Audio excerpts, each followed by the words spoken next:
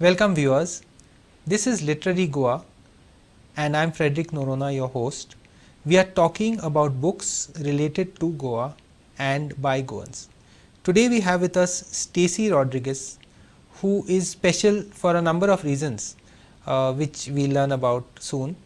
But Stacy, tell us how your first book came about.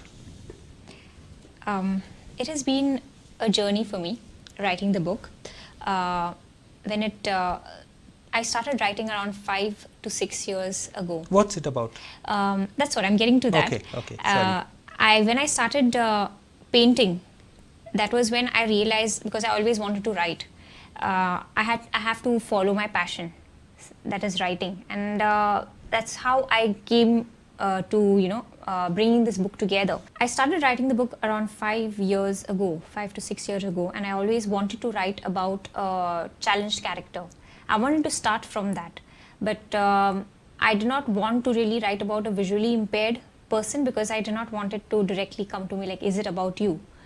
So eventually there were some things that happened which made me feel that I had to write about the challenges that a visually impaired person faces and bring the whole story together. And that's how this book came into existence, in search of where this person who's visually impaired is finding herself in the whole journey of life, how she comes across through different experiences, what she learns. I see. And that was my whole idea, because being a visually impaired person, I do not really hold on to my impairment. I have a very different perspective of looking towards life, and that's what I wanted to put in the book. I can imagine, because doing a book is tough and challenging for anyone. Yes. And more so for someone who has to fight against the odds. Yeah. Being an artist is not easy for anyone. Yeah. And more so when you have to do all that. Tell us about Princess India. This thing happened around 3 years back. Yeah. This was the only pageant that happened in India for the visually impaired. And when I went down there, the way I carry myself, it doesn't look like I'm visually impaired. Yeah. And normally everyone, when they look at me, at the first look, they're like, oh, you're not visually impaired. But then when they get to know, it's like, okay, we didn't realize that, because you're very confident with yourself. And the same thing happened to me in Princess India. When I went down to Mumbai, like most of the contestants had to come down there with their parents. Yeah. And I didn't feel the need to, because I have been independent from my childhood. Really? I told my mom, I don't want you to accompany me. Okay. And luckily it was me and another friend of mine, Payal. Both of us, we didn't come with our parents. She's totally blind, and I have around 20% of vision. So we were put together in one room. Oh gosh. And we managed very well. We enjoyed ourselves. That was when, we have this round where we have to talk about ourselves and introduce ourselves. And there, everyone, apart from me, myself and Payal, we really didn't talk about our impairment, because we looked at life very normally. I see. And the rest of the contestants were really going on about how they are challenged and what they faced. And though they have been with their parents, and their parents have always been supportive, and it was the opposite case with us. We have battled life without the support of our parents, because by the time when they got to know, it was too late, and we had explored our life by ourselves. I see. So once I heard them, I was like, I think it is time where I have to actually speak about, if I'm writing the book, why not write about my own experiences as well, being visually impaired, like how I managed. So this question, you don't look like you're visually impaired, how do you manage? I've kind of answered this question in my book. I see. So the character also is similar to me when it comes to how she handled her life being visually impaired. I see. Very interesting. Stacy, when it comes to your impairment, you told us that you told me before the interview that you had macular degeneration. How does it work, and how do you find out about it? And I was born with it. So normally macular degeneration, it occurs after 50. once an individual crosses 50. And that is again because of the lifestyle and all these things. But in kids, it happens since birth. So that's a juvenile condition and it's very rare. Not everyone is born with it. I was one of the lucky ones, you could say, born with it. And with this, now there are two conditions. Either the person goes completely blind, or the vision goes down to an extent that he just has around 20 to 25% of vision, or even less, or a little more. It depends on every person. So for me, until I was, I think, around 10, 11, my vision went down to almost 20%, and then it stopped. Though the doctors said after several tests that there are possibilities that I would go blind after 21, but it didn't happen. I see. And again, you could say I was lucky in that. And yeah, now about macular degeneration, it is a retina problem. It's related to your retina, and it damages either your peripheral vision or your central vision. Now with me, it's 2 in 1. My right eye has a damaged central vision, and my left eye has a damaged peripheral vision. So both my eyes work differently. I see. And managing with that is a bit difficult, but I kind of learned how to get over it. I mean, I don't intend to make the challenges overtake the interview which is about the book. Yes. But I cannot help asking because many of us, like I've had eye problems since we were kids, and many of us who are into reading also have bad eyesight because we ruin it and things like that. Just one small question: how good or how bad is Goa when it comes to treating, diagnosing, eye ailments? My personal experience, which again I have also mentioned in the book, when I used to live in Ponda, that time the doctor really didn't diagnose anything. I wouldn't say Goa is really not good at it. Now we have like My Eye Hospital and all these places which have come up, and really good doctors come to these hospitals. But at that time, that was now way back when I was around 7, 8 years old, the doctor really didn't diagnose anything. He told my mom that I'm fine, because always there were complaints coming from school. I see. And the teachers said that I'm not completing my notes, and I was a very outstanding student that way. So when we went to the doctor said, no, she doesn't have a vision issue, she's doing it for attention. Oh gosh. So he didn't really diagnose what was the problem. He gave me vitamin tablets, and he put me on to some glasses which never helped me. Actually, even the glasses which I'm wearing, they don't really help me. But there was nothing clear for my parents also to know, okay, my child is suffering, and you're too young to know also. I'm too young to know and too young to explain things. And at the same time, now at least, because parents are technically sound and there are so many things we talk about, they look into these matters the moment they find something fishy. But at that time, it's like, no, the doctor said it, so that's the final verdict. So that's what didn't work for me in my favor. But no regrets. Like I've worked out my things very well in life. But then when I was around 10 or 11, I found this doctor in Margao, Dr. Morais. And she was the one, even without doing the tests, she just checked me and she said, there is a problem. I see. And then there were a lot of issues which we went through, and that's when they came to know that, when the doctor said, go through some tests, these are the tests which you have to go through. We went through it, and they got to know, it was specified, like, whatever she had mentioned, just by checking my eyes, it was like in black and white, okay, she's suffering from macular degeneration. So as an author, what was the most difficult thing in putting your book together? You type? Yes, I do. I use this software called JAWS, because like it is a talking software, if you know about it. And now there are many. When I started writing, it was all about JAWS. Now there's NVT and many other which have come into the market. But JAWS is a talking software, and you just need to know your keypad well. Wow. And that's it.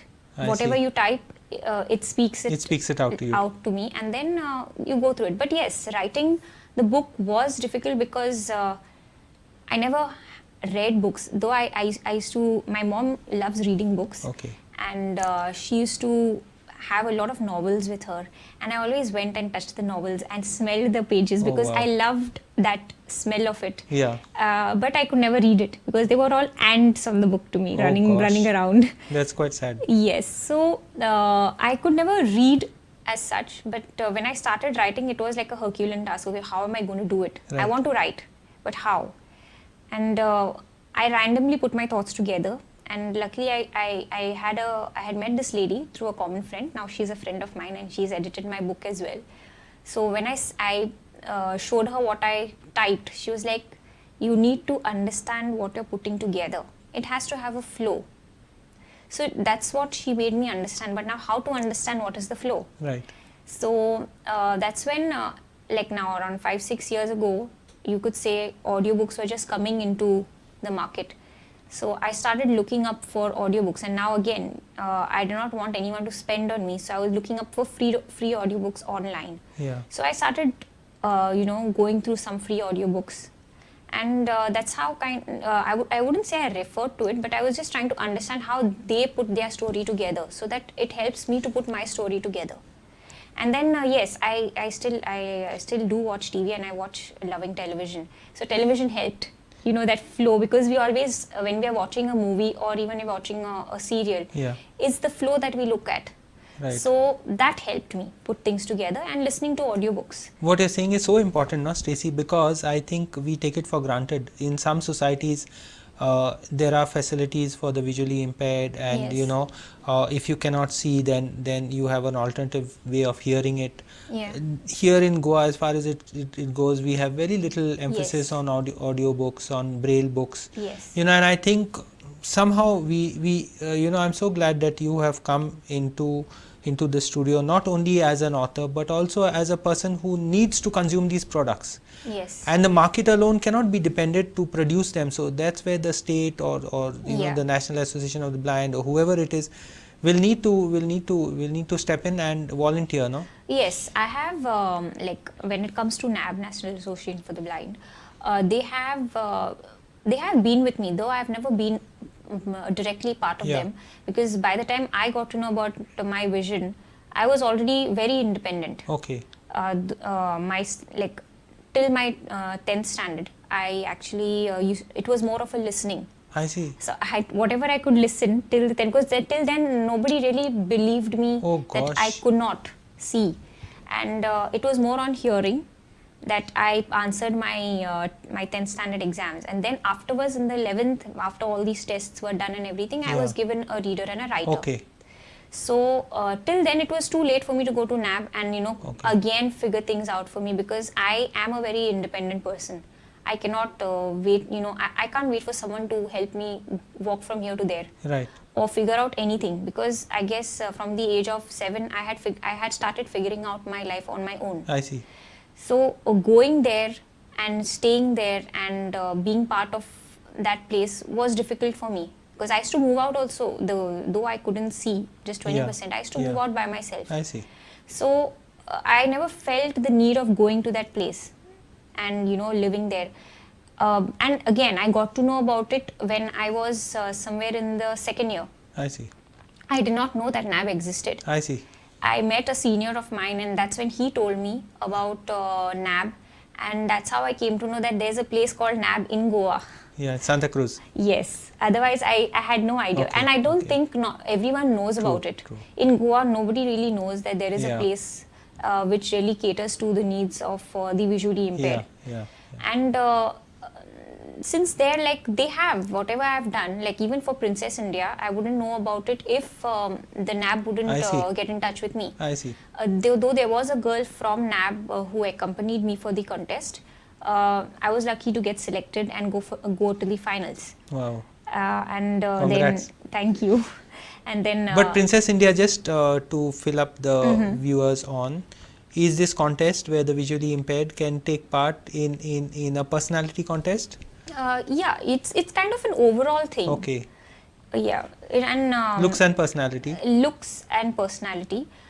They said it is more about the personality, but once you go down there, you know how the industry is. So- it's 2 in 1. So you were dressed up by Wendell and Shulan. Yes, Yes, yes. It is. I just picked up these stray reports from the net, Yeah. but yeah. It was a wonderful experience even with Wendell and Shulin. It was they were so supportive. I see. They actually taught me to walk. I see. Walk the the ramp. ramp. Yes. Walk the ramp. It was scary initially, Wow. but I think they taught it so well. Why that not? I, Why I, not? I could teach the others when I went there. I- That is how I won the Miss Cordial for or the Miss Congeniality for Goa, Wow. because they had once they taught me, I felt I had to give it. I To mean, others. I believe when it comes to knowledge, you need to share. You True, can't keep it true, for yourself, and if true. you keep it for yourself, that means you've not done the right thing. True. So when I went down over there, the choreographer who was training us, he had no idea how to deal with the visually impaired people. I see. Because It's a different. Yes, all his life he's been with the sighted people. Correct. And how to put things across to them. So he was a bit harsh, and the girls Okay. were a bit scared. Okay. So that's when when he saw me walk, he was like, okay, I think this one can help me out. She has potential. So he used to put all these girls who really couldn't see. walk, he used to put them all onto me. I see. And then I used to Did the semi-final training. Yes, did the semi-final training. Actually, most of them Wow. were like onto me, and we did it all together. Wow, fantastic. Stacy, tell us about your art, this time from the beginning, because when I opened the net and searched for your name and I searched for images, and of course I came across your photo because I wanted to know whom I was interviewing, but I also came across all these lovely paintings, amazingly attractive paintings. So how did you get involved? How do you manage? Do you feel that when we have one less faculty, something else is given to us in that sense? When it comes to a painting, like everyone, I had never painted. Like for a visually impaired person, to paint is like a no-no, a big no-no. Yeah. And for me, it was the same. Once I had got chikungunya around 7 years back. Okay. And it leaves you with a lot of pain in your joints. It's terrible. And my brother, when I was sharing my pain with my brother overseas, he told me, why don't you go to the gym? Okay. And I know for everyone, a gym physically to transform a person's life is the best place. But for me, it was a complete transformation, because that was a time where I had tried almost everything. Like, when it comes to jobs and all, I was not getting a job because, again, though they liked me, my confidence and everything, but then your impairment is, your disability is given more importance than your capability. But shouldn't the government be supporting with Yeah, a quota and when it comes those to kind the of things? government, I wouldn't say they do not support. They do. But I was not one of those people, or I am still not one of those people who could sit down, and feel, I can't be stagnant. Yeah. I You don't want to- one of those I jobs want- that make you feel yes, helpless in that sense. I always believe in exploring myself, and that has been happening with me from my childhood. Okay. I've always been exploring. So going and doing a government job would be like I'm Brain dead. tying myself Brain up. dead. Yes. And Okay. I don't believe in that. So I went to the private firms, and it didn't help. So I had reached that point like, okay, fine, because I was quite confident, though I am visually impaired, I can pull it, I can do everything. I had always told myself that. That's what the impression I got while talking to you on the phone also. So when this happened, I got chikungunya, and then when I went to the gym just to be fit. Yeah. Believe me, once I went down to the gym, within 1 month, all that pain had disappeared. The doctor had said it will take 6 months. I see. But in 1 month, it had all gone. I see. And I was feeling fit. And from there, my whole transformation began, where I met my instructor, my gym instructor, Donovan Fernandez. He has been that one person who helped me believe in myself once again. I see. Everyone knew that I was visually impaired again in the gym, and when he realized that I have issues in even recognizing colors, I see. he had just told me start painting.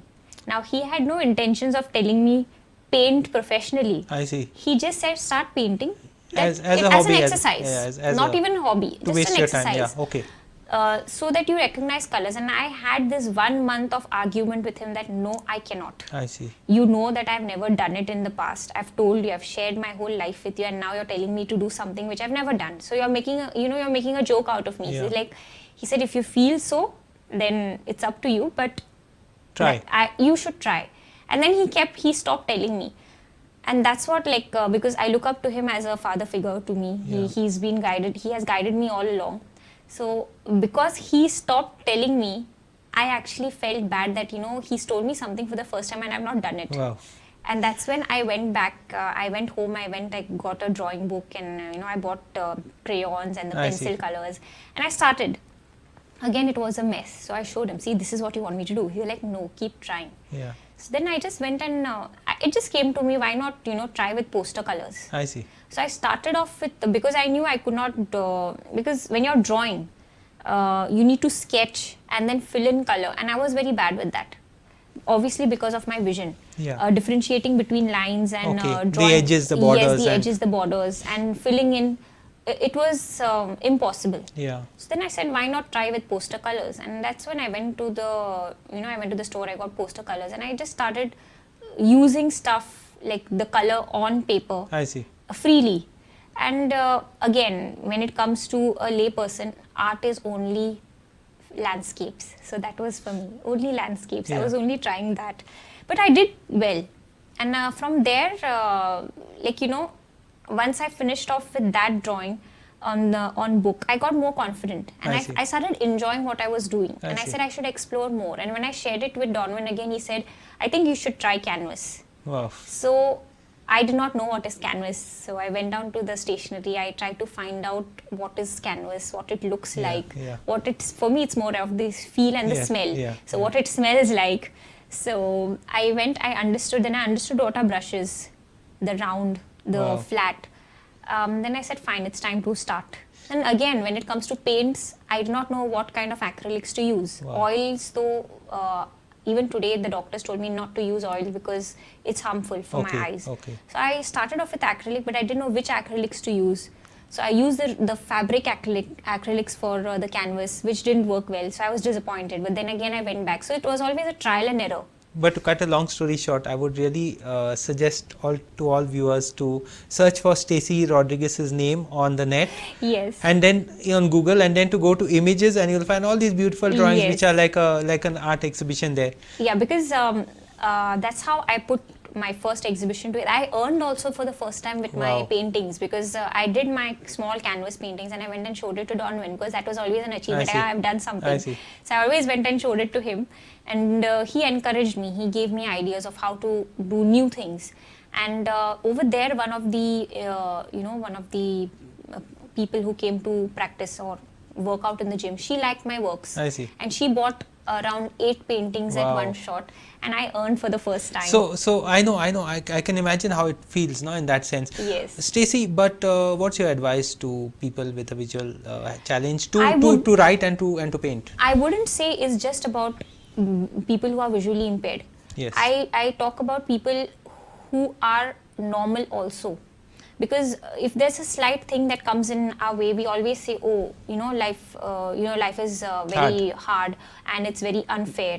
But it's not that. It's the way you look at life. So you need to always explore what is inside you, because we being humans, we always have the tendency of looking at stuff outside us and finding solutions outside us, but it always lies within us. The same thing happened to me, though. Like, I always feel lucky and blessed that I was visually impaired, or I am still, because it gave me that opportunity to look inside me of what I could be capable of. So I would advise people whenever it comes to, when anything comes your way, don't really give up. It is more of exploring yourself, and when any hurdle comes, ask yourself, how can I overcome it? How can I go through it? Even if you want, it's not only being a writer, being an artist, or being, in that matter, anything in your life. You just need to ask yourself what you want to be, how you're going to, chase it, and how you're going to get to it. That's how you will be able to get to your dreams and reach out. Yeah. Goa, I feel, personally being a Goan, Goa is known for all the wrong reasons. True. And I could write the story based in anywhere, any part of the world or any part of India.